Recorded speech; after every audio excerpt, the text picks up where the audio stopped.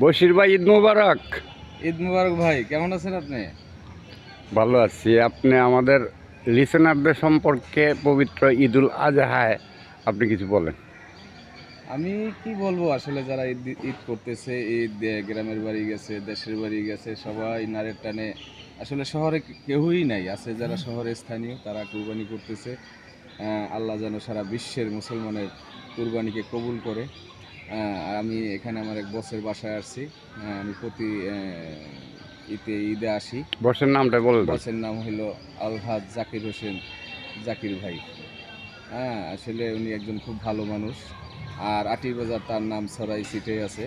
আটির বাজারে এমন কোনো মানুষ নেই তাকে যে ভালো না বলে। এক পিস লোক, সে হলো জাকির সাহেব। হ্যাঁ, তার বাবার নাম হলো, আমি তার বাবার চাকরি করছি, আনসার আজি সাহেব। খুব ভালো মনের মানুষ ছিলেন তিনি। এই আটি বাজারে তার নাম ধাম আছে, মানুষে তারে সম্মান করত। কি বলবো, মানে আমি এই কোম্পানিতে 17 বছর 18 বছর ধরে আছি। খুবই আমার ভাল লাগে যখন জাকির ভাই আমাদেরকে ভালোবাসে, এটাকে কথা বলে। খুবই ভালো লাগে, খুব ভালো মনের মানুষ। সবাই ভালো থাকবেন, সুস্থ থাকবেন। সবার জীবনে সুখ এবং শান্তি বয়ে আনুক। সুন্দর ঈদ শুভ হোক, সবাই ভালো থাকবে। ঈদ মোবারক।